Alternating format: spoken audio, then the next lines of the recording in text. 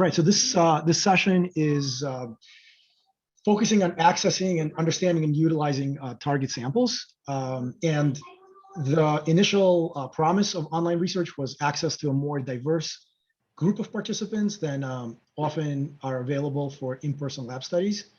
But over time, researchers became more interested in reaching and understanding more targeted online samples. So we'll have some really exciting talks today that kind of look at the different target samples.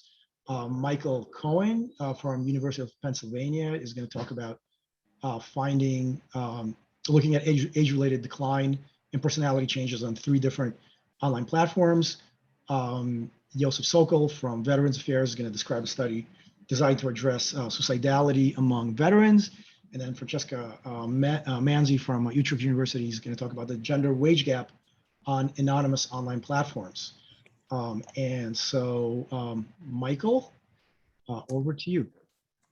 All right, so I'm going to be talking about a project that I've been doing, looking at how cognition and personality change with age in online participants, and whether that kind of fits with our expectations based on more traditional samples, and so whether there are any major issues with doing this kind of cross-sectional aging work online. So online data collection for psychological research is really something that's been growing a lot in recent years. And I got to see the keynote talk earlier today, and I mean, they gave a really good history of that and a lot of stuff that I wasn't familiar with actually, but I know that it's been growing and partly because of convenience relative to in-person data collection, but obviously in the past year and a half, it's been even more critical because we had during the pandemic, obviously it's been very critical to be able to collect data online for safety during the pandemic.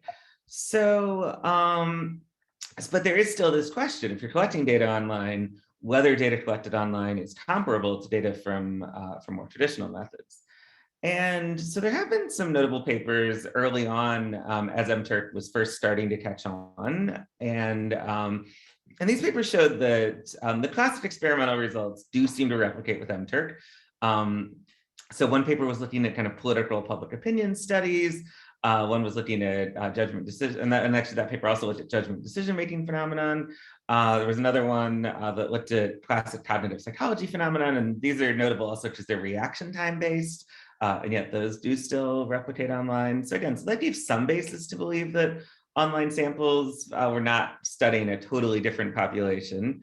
There was also some more recent work that looked at a different platform, Lucid, and so some of the same political and judgment decision-making findings that we saw in that other paper in MTurk also do replicate on Lucid, and Lucid also has the advantage of being more representative on a number of different demographic and personality measures. And so it has that advantage, and it does still replicate the basic phenomena, so that was an advantage. So there's been some work in this space, but one area that really hasn't been looked at all that much is studying aging online, and especially differences between older adults and young adults. So you might figure that older adults recruited online could be sampled from a different subset of the population than young adults. So this older lady here is probably not going to be going on MTurk to make $5. And you especially think about, so I know some of the more traditional aging samples that I've interacted with during my training. So one of them, like the PI basically would go and give talks about cognitive aging and get people to sign up who were interested, and they would come into the lab. And so again, that's a very different population, I would think.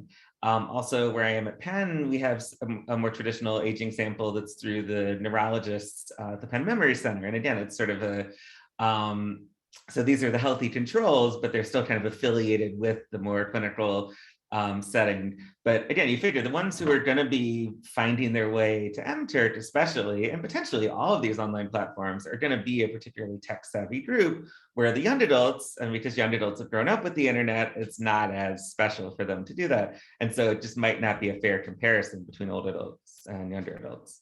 And again, so especially if you're doing cross-sectional aging studies where you're trying to directly compare young adults and older adults, this may be problematic. So there really isn't a lot of work on this question. I did find one paper that just looked at a kind of rough measure of age-related processing speed declines, and that does show up in an mTurk sample. There were also a couple of papers actually that were mentioned in the keynote talk earlier that I thought were interesting in terms of characterizing older adults. But still there isn't a lot in terms of actually showing like age-related changes. And so our goal was to look at age-related changes to personality and cognition in various different online recruitment platforms. And so we wanted to use measures of cognition and personality that change with age in known ways. And then we wanted to look at the effects within each platform, as well as for any obvious differences between platforms. So the cognitive tests we used were from this group called the Test My Brain Project, and they developed online versions of different cognitive assessments. So we focused on two of these measures that tend to show strong effects of age in the online sample and that are consistent with traditional norms. So vocabulary, which is in black on this figure, that tends to strongly increase with age. Processing speed, which is in green on this figure, that tends to strongly decrease with age. And so we also had these norms that were provided by Test My Brain that we could use as a baseline. And so that was nice because on one hand, they have a large sample, it's self-motivated recruitment. People were basically just doing it just to see what their score would be out of curiosity. But at the same time, it is also a cross-sectional sample that's collected online. So that's more similar to our approach. And then they also validated this against the norm data from the WAIS, the Standardized Intelligence Test, to really validate that what they're testing is actually what they think it's testing. So then the personality measures, so we used the Big Five inventory, which is a kind of a basic measure of the Big Five core personality measures. There's a ton of work on those measures in general, using this and other inventories. And there's been work showing that these measures do tend to show characteristic changes with age. So neuroticism, openness to experience tend to decline with age. Extroversion, it's a little less clear, but it either tends to decline or remains stable across age. And then agreeableness and conscientiousness generally tend to increase with age. So again, so even though we didn't have quantitative norms to compare to, we had these kind of expected directions, at least, that we expected to see in the trends. And then finally, we looked at political views, and there's work showing that political views tend to get more conservative with age, both within and between cohorts. So to get a little bit more specific about the design, so we targeted about 210 subjects each across the lifespan from each of 6 different recruitment platforms. So 3 of them were what we called self-recruitment sites. So those are where people take a task for a specific payment. So we had Amazon mTurk, we had CloudResearch's mTurk Toolkit, and then we also had Prolific. And it's also worth noting these data were collected, well, the Prolific data at least were collected in April. So that was before, my understanding is they had an influx of young women that kind of threw off the sample a little bit. So this would have been before that. So then also we had 3 panel recruitments, and these are different participants. I guess they're not totally transparent how they get their participants, but my understanding is that they're actively recruited by the panels, and the compensation is determined by the panel.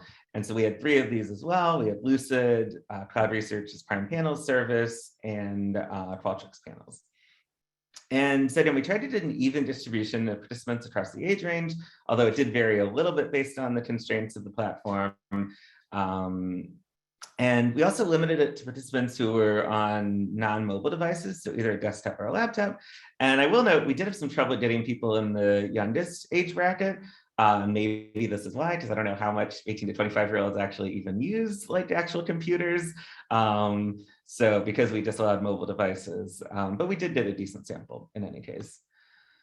So just to quickly show the sample characteristics, a couple of things to note here. So we got decent samples across all of the platforms. All 3 of the self-recruitment platforms, even though we got a decent sample in the age 60 plus group as a whole, there really weren't very many in the oldest age brackets, where the panels actually did a lot better in those age groups. And if anything, actually, they really heavily oversampled. So trying to get an even age distribution, they like to try to get enough people in the younger groups. They actually, well, Lucid and Qualtrics especially kind of heavily oversampled in some of the 60 to 80 age range. The other thing to note is that, so because classic MTurk is so broad in its age targeting, there's a little bit of unevenness there. But I mean, overall, you can see that we did get a decent distribution across the lifespan. And then, so for the analyses, so we're going to look primarily at linear changes with age in cognition and personality. And we didn't want to look at non-linearities just because of our small sample size and just for the sake of simplicity. We didn't really, so again, we didn't really have enough data to really estimate the shape of the curve. And that wasn't really our goal. We just wanted to see kind of in general, roughly, what do we see here? So we do also compare the age-related change in cognitive measures to the norms from Test My Brain, because we were able to get like the exact quantitative measures there. And then on a broader level, we compared age-related changes in personality and political opinion measures with what we would expect from the prior studies. And then finally, we controlled for education in all of the analyses, although this didn't make a huge difference, but it still seems like a good idea relative to past work. So, okay, so what did we find? So the cognitive measures, so first, vocabulary. If you remember from what I showed before, the expectation there is that that would increase with age. And we see that across all 6 platforms, it does increase with age. So that was good to see. We also see digit symbol coding, which is a measure of processing speed. We expected that that would decrease with age, and that does decrease with age across all the platforms. So basically that says that, again, both of these measures change in the expected direction with aging across all 6 platforms. One thing that we do notice is that there's poor performance overall on the panel recruitment. So those are all 3 of these on the right relative to the self-recruitments on the left. And maybe it's just because the panel recruitments aren't used. I mean, this was a 20 to 25-minute survey, which is short as cognitive psychology studies go, but is longer than most of the panel surveys would be. Or maybe they just weren't expecting this kind of cognitively taxing thing. It's not entirely clear. The other thing is we did see a little bit of a difference in the aging effects. So CloudResearch MTurk and Prolific, as well as the prime panels, actually showed a steeper decline with age on the processing speed, and also less of an increase with age on vocabulary relative to the norms from Test My Brain, and the other recruitments didn't. So again, that's suggesting that, again, there may be some differences in samples, but the overall pattern is that they're all showing kind of the direction of effect that you would expect. Now the personality measures, so here, so we have neuroticism, that's one that we would expect to decline with age, and it does across all 6 platforms. We see a pretty steep decline. Agreeableness, I would expect that to increase with age, and that does as well. And then conscientiousness, we generally expect that to increase with age, although the literature wasn't quite as clear on that, but we do get an increase with age. And again, that makes sense based on sort of the broad swath of the prior literature. And then the final 2 measures, though, we actually do see some differences, both between the self-recruitment and the panels, and then also, well, as I'll get to, some difference from the prior work. So extroversion, as I mentioned before, so that you might expect it to either decline a little bit or stay stable with age. But what was notable here was that in across the 3 self-recruitment platforms, extroversion increased with age, where on the panels, it was basically flat with age. And then openness to experience, we would also expect that to decline with age. And in the panels, it did, but in the self-recruitment measures, that also actually showed a bit of an increase with age. So that's saying that, well, I mean, I would assume the reason for this, again, because you can assume that especially the self-recruitment sites might be drawing from a sample that's a little bit different than the population, and different than who they're drawing in the young adult sample. So they may be drawing older adults who are particularly high in these measures. But again, I mean, that's the only place of the measures that I've shown you where we even see this sort of difference. And then finally, the political measures. So again, political ideology and political party, we would expect both of those to get more conservative with age. And that is what we see, again, across all 6 platforms.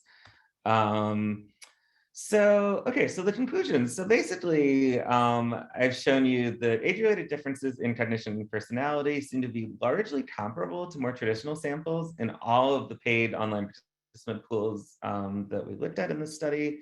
So aging is associated with an increase in vocabulary, as well as a decline in processing speed.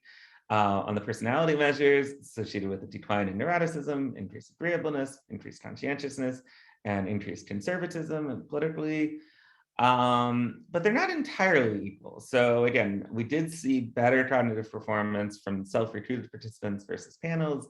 And again, whether that's the people or whether that's motivation, that's not entirely clear. But that does suggest for people doing cognitive studies, probably the self-recruitment sites, and especially I would think CloudResearch or Prolific, I think would probably be what I would recommend, at least for studies that really want good cognitive performance. But at the same time, the panels seem to be more representative on personality measures, which again, for other kinds of like social and personality studies, that can also be relevant. And so again, more specifically, the panel recruitment showed the decline with openness that prior research would suggest, no change in extroversion, and where the self-recruitment sites showed an increase in openness and extroversion, which we think may be a bias on who they're recruiting. But ultimately, we can say that cognitive aging research, it seems like, can be done online successfully, but it is important to be thoughtful about the platform, and it is also important to look at the same task in traditional samples before drawing any broad conclusions from what you see online. So I want to thank my mentors and collaborators, and we got funding from the NIH for this, and thanks to you all for listening.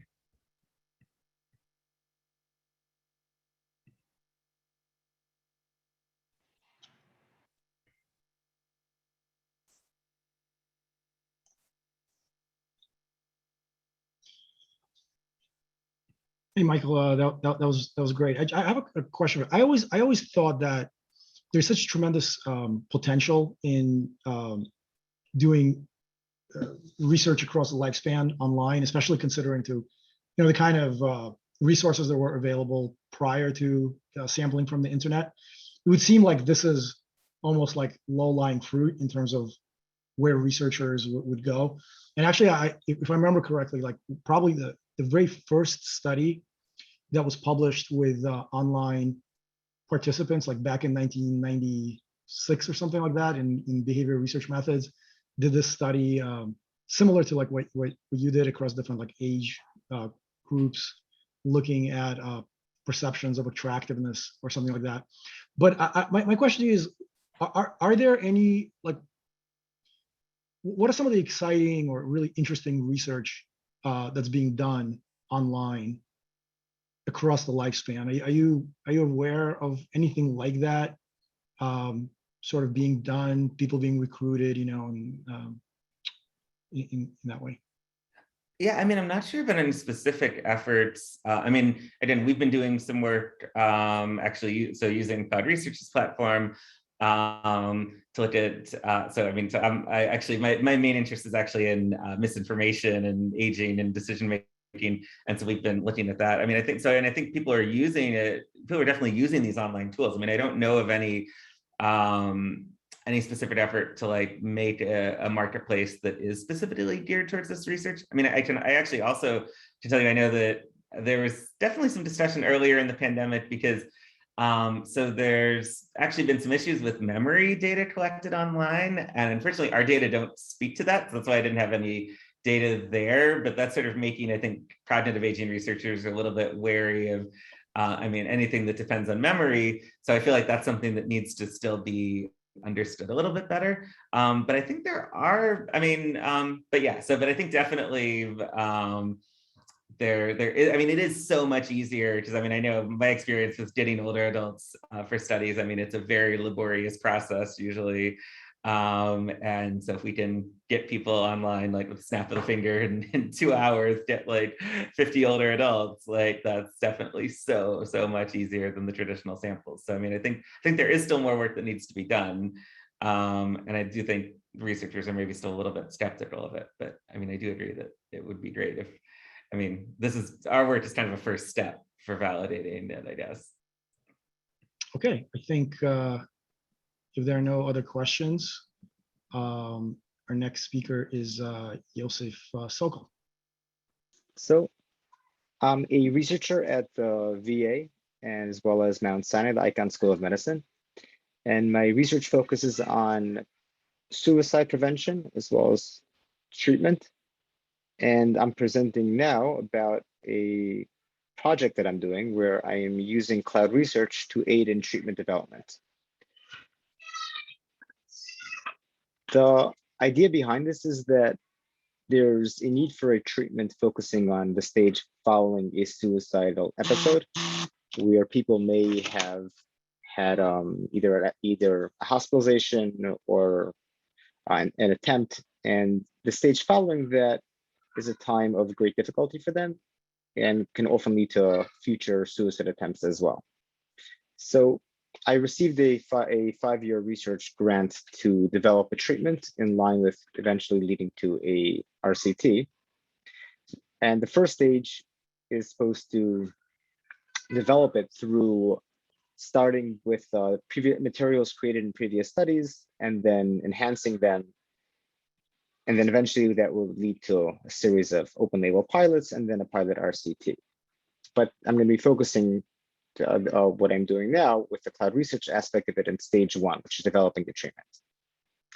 I'm just going to take you in 30 seconds to describe what this is. The treatment is focused on identity-based enhancements to previous existing treatments, and it includes things like creating a meaningful narrative over time, mindfulness, values, future selves.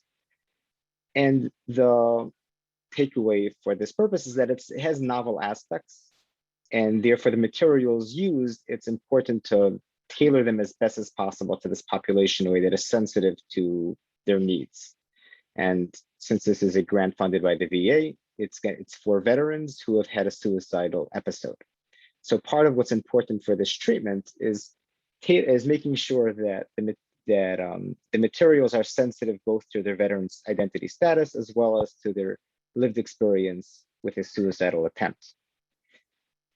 To do this, there's several parts to this developing a treatment, including using materials from a previous pilot trial, and there's the results of that and feedback from that, general literature, and 3 additional sources. 1, a group of PACE, post-acute suicidal episode veterans, so a group of individuals who've had a suicidal episode and are veterans,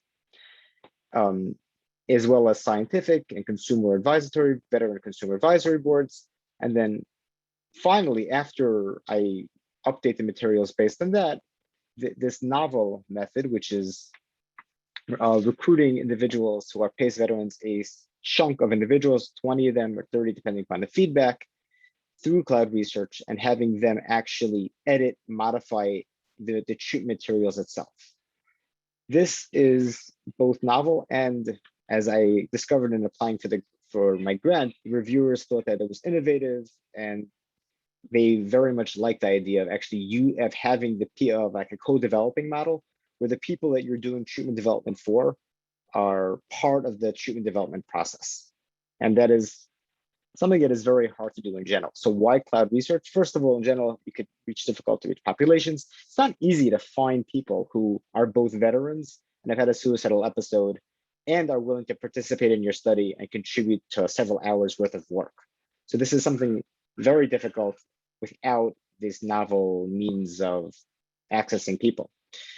CloudResearch also it provides project management where there's a complex multi-step projects that they could walk through them and interact with the participants to make sure that you're getting quality research, quality work. And finally, CloudResearch has experience with accessing veteran populations, as well as previous projects where they got feedback on materials. When I tried to do this without CloudResearch, just to get the preliminary stakeholder. One of them was, if you go back, one of them was PACE veteran recovery needs stakeholder study.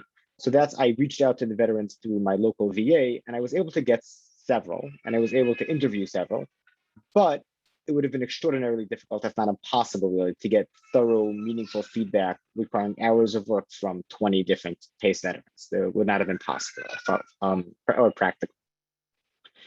So the first step in this process of working with CloudResearch was figuring out whether it was feasible to get the population at hand. And we ran an initial screener. So CloudResearch sent out just to get a sense of the individuals who are part of the population, which included questions about whether there was a suicidal episode, such as an attempt or hospitalization. And in this 1,000 people, this is not meant to be like definitive, but it gives a sense of kind of the range of numbers that you might expect when running a study. It appeared that about 20% had a lifetime suicidal episode, with about 30% of those within the last 2 years, 17 between 2 to 4, and the remaining 53%, I guess, being after 4. And even among individuals without a acute suicidal episode, which would be attempt or hospitalization, many other individuals still had a specific plan. So about 9% still had a plan of within the last and considered using it. So the net result of this was that there does appear to be sufficient individuals, even if you then further limit it by veteran, to get a sample of people who would be able to provide feedback about these materials. The purpose of this was twofold. One, to see if it's at all possible, and two, to create a hierarchy. And this is in general treatment development, the goal was to have individuals who would be as close as possible to those receiving the treatment to provide feedback about the development of the treatment. So I wanted to start with people as close as possible to PACE veteran, which would be a post-acute suicidal episode. So if they're within 2 years and had an acute suicidal episode, that would be the closest. But working with CloudResearch, I was able to get a sense of, to some degree, what different tiers or hierarchy of individuals who would be further away as well. If I couldn't get people with an acute episode within the last 2 years, then I could extend it to 4. If I couldn't get enough, and that much, I would extend it further to people who have a plan, even if they didn't actually have an attempt.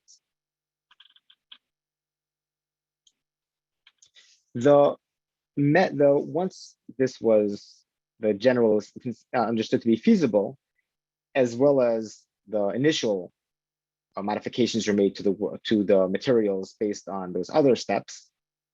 The steps with CloudResearch would be first to screen, or really rescreen, because this was already sent out 100 veterans, so specific to veterans regarding those same questions, if they had a suicidal episode, a plan, etc. Those who qualify based on the screen as well as being veterans would then be invited to participate to a series of 4 surveys. There are 12 sessions in this treatment, and each session is considered a module in the treatment materials. We split the 12 different modules into 4 sessions. So then each session would have 3 modules and be expected to take 1 hour to do the reviewing of those 3 modules, which leads to then 4 surveys, because it's on 4 occasions. So each individual, if they choose to do the entire, all the materials, will have 4 hours at first. And then the goal would be, once we get the information from that, we would revise the treatment materials and then reach out to the same people, and if necessary, more people, to redo this entire thing, because we want to revise it based on their feedback, and then have them then go back to the same individuals or similar individuals to see if that is in line with what they wanted. This is just what a module looks like in the initial, to get a sense of what they'd be looking at when they're thinking of doing the revisions. And as you can see, there's sections that have text, there are sections that they fill in things, there are pictures, and we would really want them to think about what is helpful and not with regard to the specific words chosen, the purposes of each module, whether it's accomplishing what it's supposed to be doing. The actual reviewer tasks with each survey, there's 4. So the first one would have a demographic questionnaire, which obviously is not needed to be repeated again unless these are new individuals. And our method of doing this, which CloudResearch helped us figuring out a good way to do this, was we're using a Qualtrics survey, and we're embedding a Google Doc within the Qualtrics survey to allow the participants to actually edit the modules. So they're going to be doing 2 things. They're going to be editing or commenting on the module themselves. And then, as you'll see, they'll also be answering specific questions with requirements for length of answer, etc. And to do this, we had a Google Doc in each Qualtrics survey, but there's a separate Google Doc for each module for each participant. So in our initial run, we're doing, let's say 20. So that means, and each survey gets 3 different Google Docs, and there's going to be separate blocks for each individual with quotas to make sure that numerous people can't be on the same Google Doc at the same time. And our payment was for each session, which is 60 minutes, is $15, which is in line with standard practice of $15 an hour pay. To the goal is to provide fair pay for their work. And the tasks include, I mean, in addition to like filling out the demographic thing, they're supposed to read through the module, make edits in the embedded Google Doc for each module. In other words, they're reading the module and making edits as they're reading. And then when they finished each module, they answer questions about what stood out to you, you liked or didn't like, or uncomfortable with, anything that worked, can you improve this, word choices, etc. And the goal, again, is to have these individuals as closely as possible flesh out what would make their materials be more helpful to them, or more connect more directly to them. This is what it looks like from their perspective. And you can see this is a Google Doc that they can actually edit. And this is a sample feedback, just to get you can see what people are responding to, right? So people overall had a kind of I mean, it's still ongoing data collection, but this is already providing meaningful responses. So the bold comes from me, by the way, so it's not from the actual participant. But for example, in this first one, I wonder if reflecting on military service during this exercise would be helpful. It is for me, which is a suggestion for us to enhance the module by having the therapist talk about how military service relates to the topics that they're going through in the module. The second one is something about that we use the term negative choice. Can you think of negative choices you made in the past? And the participant was suggesting, instead of using the word negative, maybe challenging or difficult. And in the third, they suggested a novel exercise, a group exercise where they're sharing times that they lived or didn't live in line with their values and the consequences of that. And finally, something that is just helpful in terms of the facilitator to be aware of, that our use of military core values as to explain what values mean in comparison to what we use, the Fortune 500, they felt that it showed respect towards military culture, and the result is that they're more inclined to work with us. And as a facilitator or a therapist, I'd want to know that that was actually working, and that's something that I could make sure to connect with the people as I'm doing it. And this is just from one participant, so as you can see, we're already getting things that are going to help me inform what therapy should look like. Thank you very much for listening to this. I'm grateful to my research mentor, Dr. Goodman, I have this 5-year career development award, which is the parallel to K award. And she's helping me with this treatment development. She's a suicide researcher as well as my research team, because no way I could do this on my own. Thank you all. Any questions?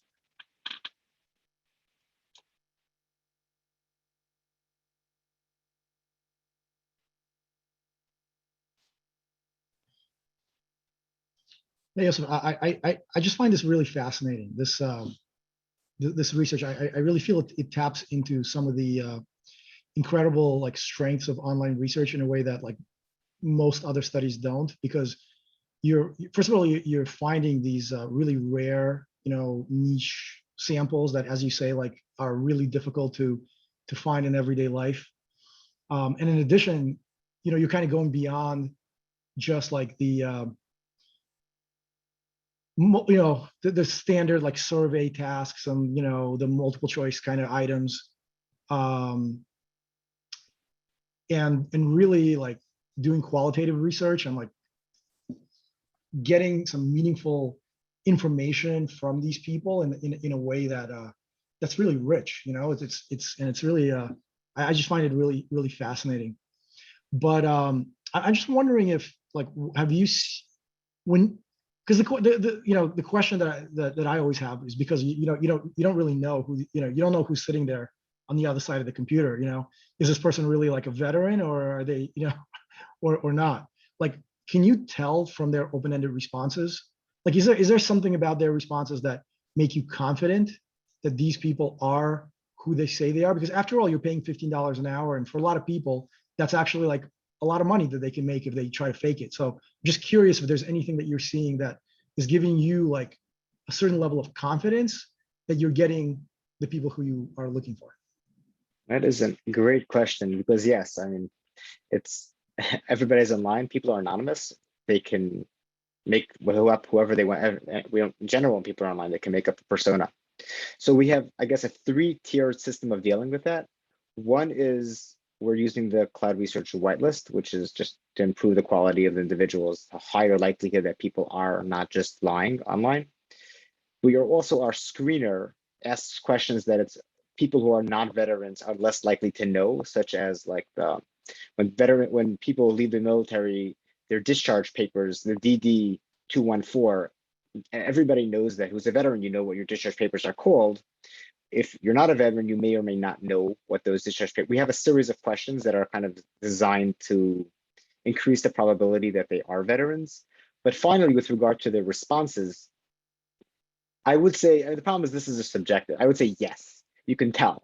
I mean, I'm not a veteran, unfortunately, perhaps, but you can get a feel. If you talk to enough veterans, you get a feel for their way of, at least seems to me like their way of thinking about their military experience. And it's not always what civilians might think. So it certainly has the feel to me that these people, like the rich responses do seem to me to be coming from the actual experience that they're claiming to have. But nevertheless, it is theoretically possible somebody is doing a wonderful job at mimicking a veteran, in which case the responses actually will still have value, because if they're doing such a good job mimicking the veteran, the responses actually may be meaningful anyway. That's great.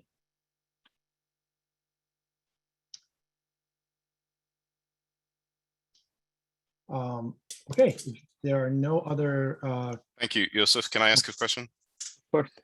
This is going back, and so it's kind of like going back to just something you mentioned earlier, but I'm curious about it if nobody else has questions about, like, because I don't do research with a population like this. Why can you, I can see the value of this online, but you seem to have like really big challenges getting some of this data in person. Did I hear that right? And correct. Could you just like in a few, just briefly indicate why? It's really hard to get the people that meet your criteria. So these are veterans. I work in a VA, so it's not like I don't have access to veterans, but veterans who've had a somewhat recent suicidal episode. It's a niche population, even if you're working in the VA. So even in the VA, the percentages are low here. So you might have one at this facility, another facility, and coordinating all that is really expensive. Yeah, and you could have a bunch at each facility, but the idea of pinning them down and having them do 8 hours of work is a logistical nightmare. It's extraordinarily difficult. Like, you can get them for 45 minutes is fine, but trying to have them do productive work during that time, as well as like review something and comment on it, just because somebody theoretically meets your criteria doesn't mean they have the willingness to do the research, the intellectual capacity to do the reviewing process. I was able to get like 1 or 2 people when I tried to do this just with to kind of get a committee, but I did not get nearly as rich a feedback that I'm getting from this type of exercise. So it's not just about reaching them, it's also about reaching them and having them do this type of review that would be difficult in person. I can imagine sitting down with somebody and like sitting next to them. Right, these online participants, they would not be in the same population of people as veterans at the VA, or they are part of that population. Yeah, theoretically they could be, but not all veterans use the VA. In fact, the majority of veterans do not use the VA. Most veterans who attempt suicide and die by suicide have not been to the VA in over a year. The vast majority of them. Great. And this enables me to reach the population across the country, which would be very difficult just through my VA connections. Right. Great. Thank you. Appreciate that. Sure. Thanks for the question.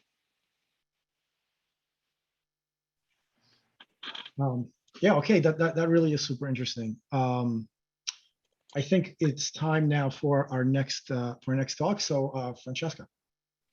All right, so good afternoon, I guess, everybody.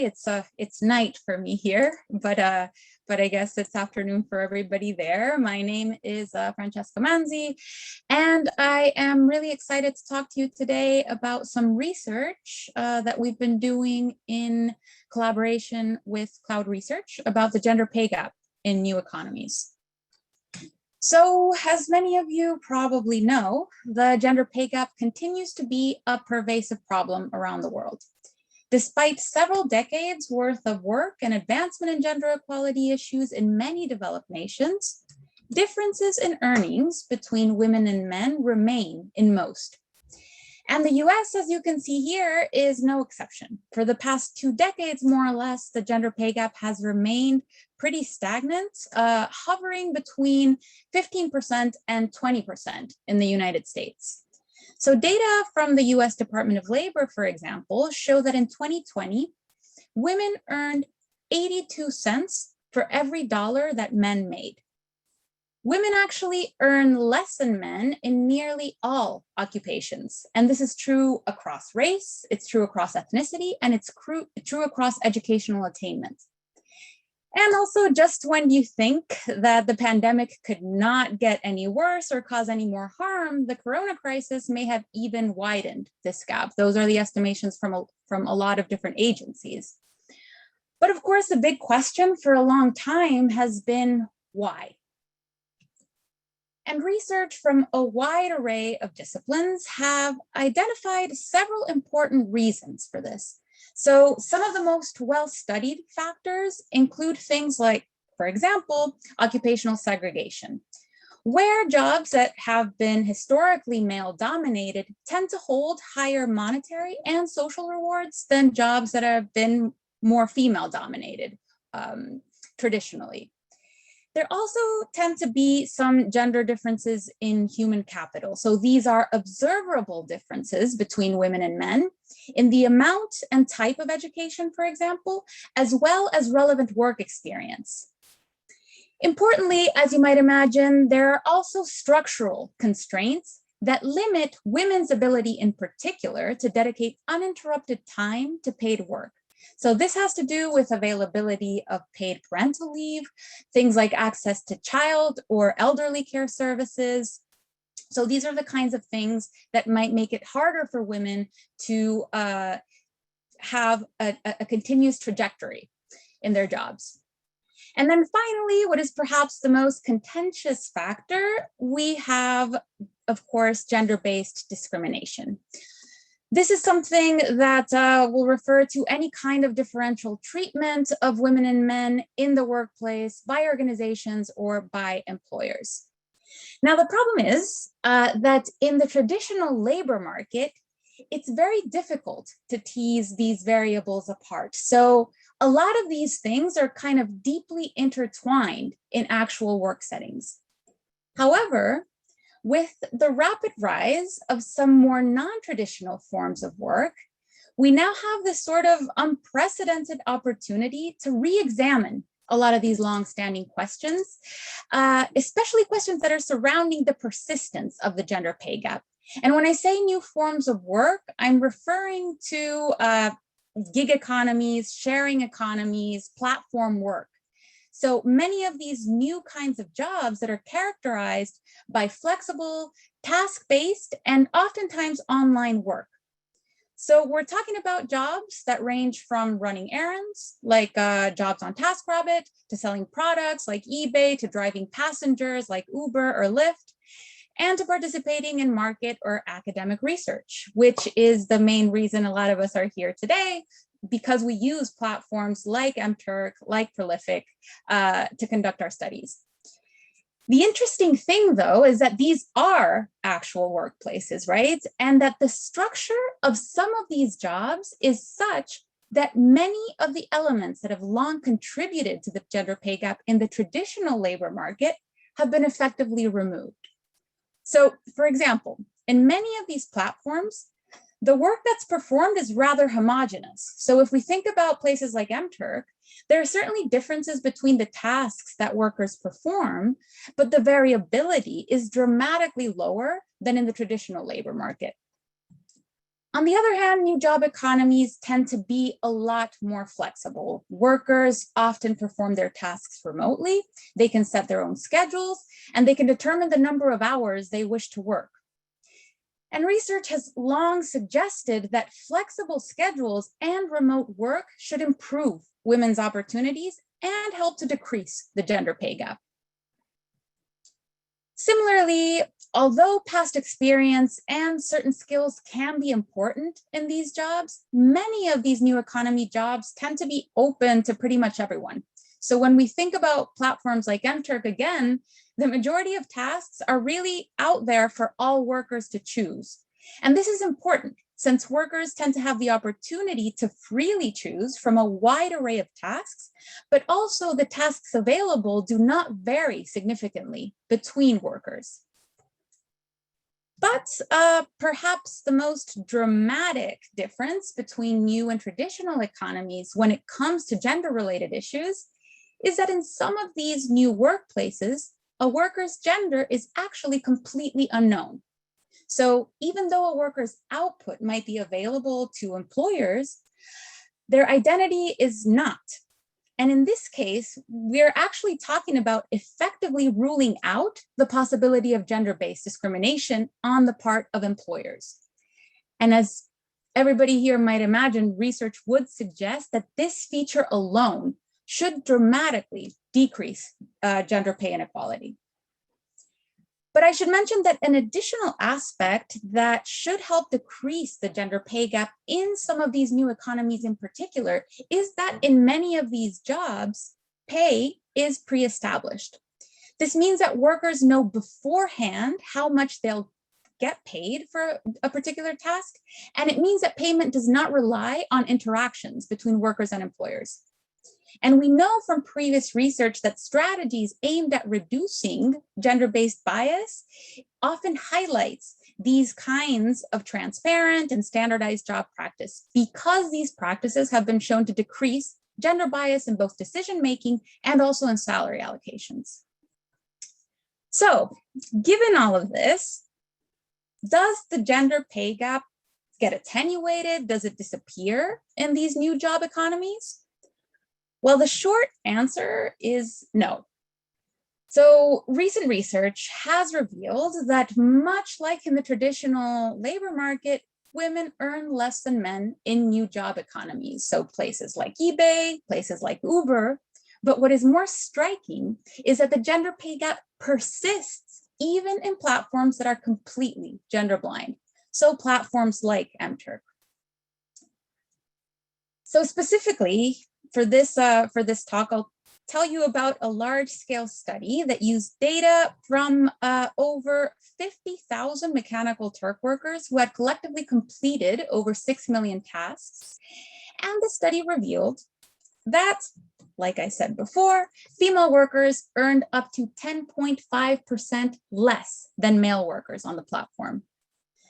Of course, the researchers here wanted to know why, and they explored several different explanations that have helped to explain the gender pay gap in the traditional labor market, but they found that the gender pay gap persisted across, for example, different age groups, across marital and child status, across levels of experience with the platform, across income and educational levels, and also across race and ethnicity, which, by the way, isn't that much different from what we find in the traditional labor market. So what's going on? Why does a gender pay gap continue to emerge even when workers are free to choose from a wide variety of tasks, when earnings are pre-established, when work hours are flexible, but most importantly, when gender discrimination is taken out of the equation? So we thought that perhaps the answer might lie in an important but understudied consequence of broader gender inequality. Specifically, we thought that it might have something to do with pay expectations. Pay expectations are, as you might imagine from the name, what people expect to receive for their work. They tend to be shaped, among other things, by an individual's earning experience, but also by information about the earnings of similar others. So, given that historically women have earned less than men, it would be reasonable to think that pay expectations would differ between women and men. Specifically, if women tend to earn less than men, then women's pay expectations should also be lower than those of men. And there is some research to support this idea. So in the traditional labor market, for example, women's expectations about salary tend to be lower among women than men. And this gender difference in pay expectations has been found across several different dimensions. So this includes gender differences in the expectations for entry-level salary, for peak career salary, but also for the minimum amount of pay for which women and men are willing to work, what is sometimes called reservation wages. There's also some evidence to suggest that pay expectations can in turn translate into actual disparities in pay. So for example, in the traditional labor market, women's lower pay expectations are often correlated with lower salary offers and with fewer pay raises. So this is already enough to suggest that maybe these pay expectations might drive some aspects of the gender pay gap too, but there's also some experimental data showing that even when men and women perform the same task, and even when women outperform men, women tend to pay themselves less than men. So taking all of this previous research and all of these findings, we really thought that this suggests that systematic differences in earnings, so in other words, the long-lasting gender pay gap in the traditional labor market, can actually begin to differentially shape the pay expectations of women and men, which in turn might give rise to brand new pay disparities. And to test this hypothesis, we ran a new large-scale study of over 11,000 workers who had collectively completed almost 7 million tasks on Mechanical Turk. And replicating previous results, we found evidence, again, of a gender pay gap. Female workers were found to earn significantly less than male workers. But in this study, we also measured pay expectations. Specifically, we asked these workers what would be the minimum amount of money that they would be willing to work for. And in line with our predictions, we found that the gender pay gap on the platform was largely driven by these gender differences in pay expectations. So in other words, women's expectations about the minimum amount of money that they should receive for a given job are lower than those of men.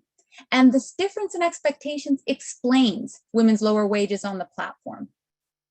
But importantly, we also find that these gender differences in pay expectations are themselves formed by systematic earning differences in the traditional labor market.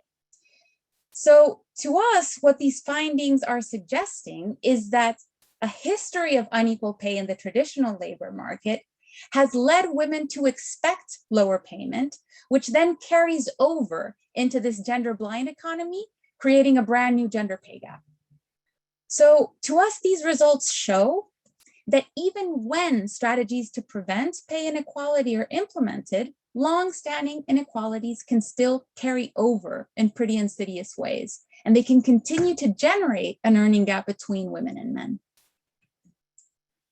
So in terms of next steps, we kind of want to see if there's a way to stop this, and we're in the process of designing several small interventions to potentially reduce the difference in earnings between female and male workers on the platform.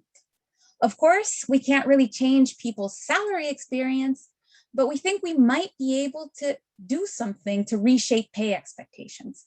So one of the things we're thinking about is providing people concrete information.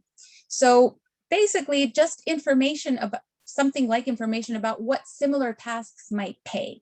We think that information such as this might offer a more accurate benchmark for workers to start recalibrating their pay expectations. Our hope is that if something like this is successful, then simple interventions such as these might help to diminish the gender pay gap in these new economies, but it might be informative for the traditional job market as well. And more broadly, we are actually taking this out of new economies to explore the effect of differential pay expectations in the traditional labor market. And what we're seeing so far is actually quite similar to what we've seen on MTurk.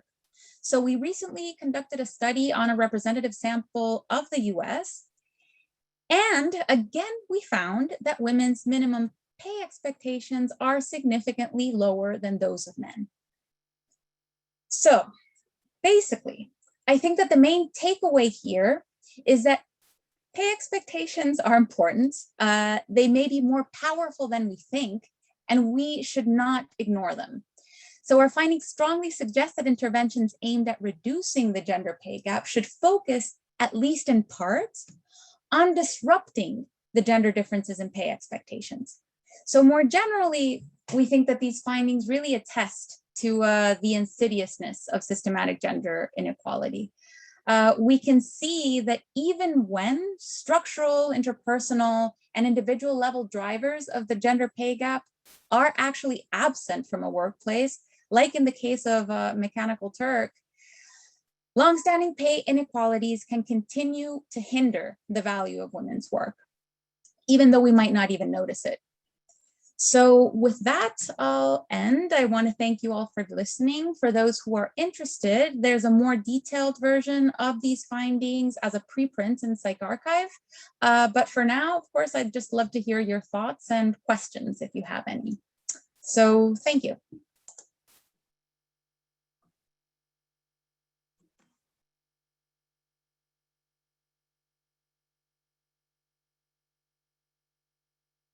It looks like there's a question from Jesse Chandler. He says, excellent talk. One version of this story seems to be that women earn less, so they expect lower wages and thus accept tasks that pay less. Another version of the story is that women earn less, so they have a greater need for money and thus accept tasks that pay less. Do you have data that could tease apart these two hypotheses? They seem to have different behavioral remedies. I think that's obviously an important question. That's another possibility, right? It could just be that it's based more on need, and so women are just more willing to accept lower paying tasks. We don't have data that directly addresses that, but we do know that when we consider some of the factors that create this need, so things like having children, things like income, and we control for those factors, the predictive power of pay expectations stays the same. So even when we control for some of the things that would cause that differential need between men and women, we still see the effect, which leads me to believe that there's something more than just the need.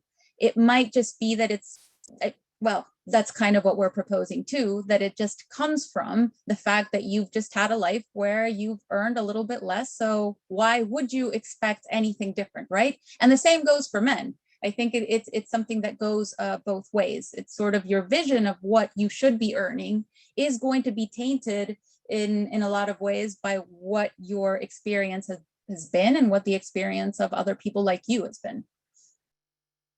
Of course, it could be interesting, of course, just to look at that more directly.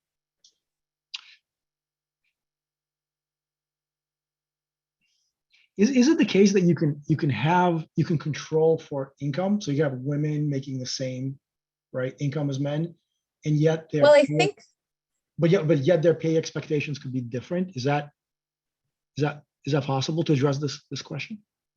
That's something that we could do. I know that in the model we did control for income, so that's something that's already there. But it would be, what we haven't done is what I think you all did in the first study, right? And just to see whether at different income brackets you continue to see a similar amount of variance explained, right, by this model. And that would be one way to potentially address this question. Of course, income is part of it, but it's not the whole story when we think about need. So it's going to be income, it's going to be the amount of children and how many people you're responsible for with that income. So I think that there are other variables that you should probably consider if we really want to address that. But there are certainly ways to pair people that way. And yes, I can put the preprints in the chat or maybe somebody did that already. It looks like Nick beat you to it.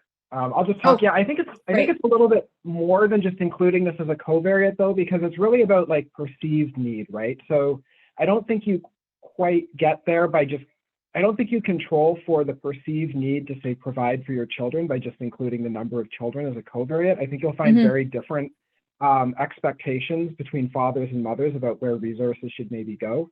And so it seems, I mean, you know, it's good that you do that. I just wonder if that could be measured more directly. You know, that's a really good point. It's a subjective experience, right? So that's a very good point, and I think that you're right, and that's something that we could potentially measure. So that's something we could ask people, right? Whether they think, to what extent they think their income is enough to kind of to satisfy their needs and that of their family or their dependents, the people that they're responsible for, to potentially get a little bit closer at that. Of course, this is, you know, it's noisy data because we have a bunch of different participants that come from a bunch of different kinds of backgrounds, but there's always a possibility of doing a follow-up in a more controlled setting. And that's another way that we could probably address that.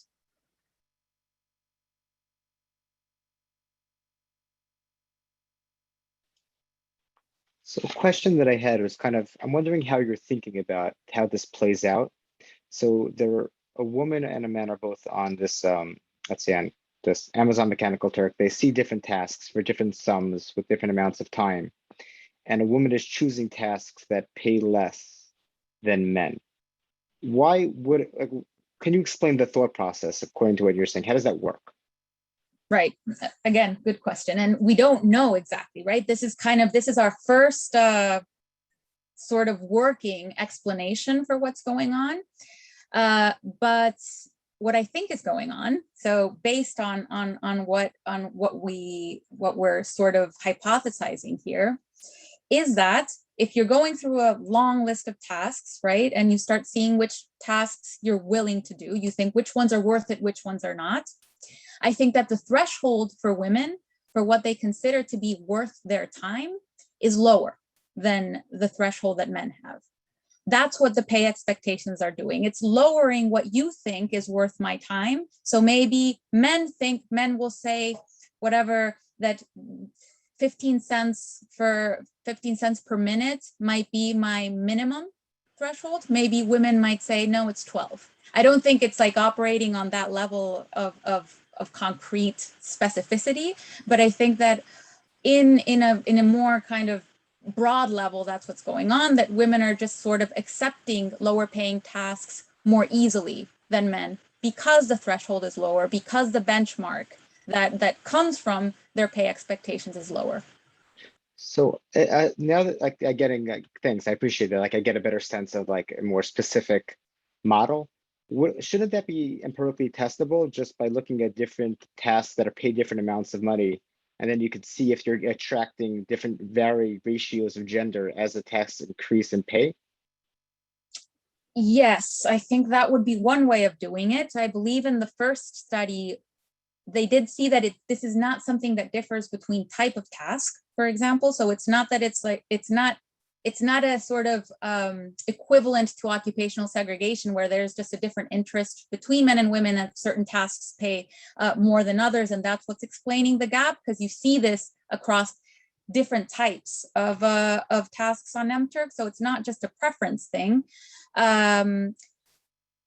But what I do think we could do, and that could be, the other part of that question. Yeah, so this their hourly wage is actually based on the advertised pay.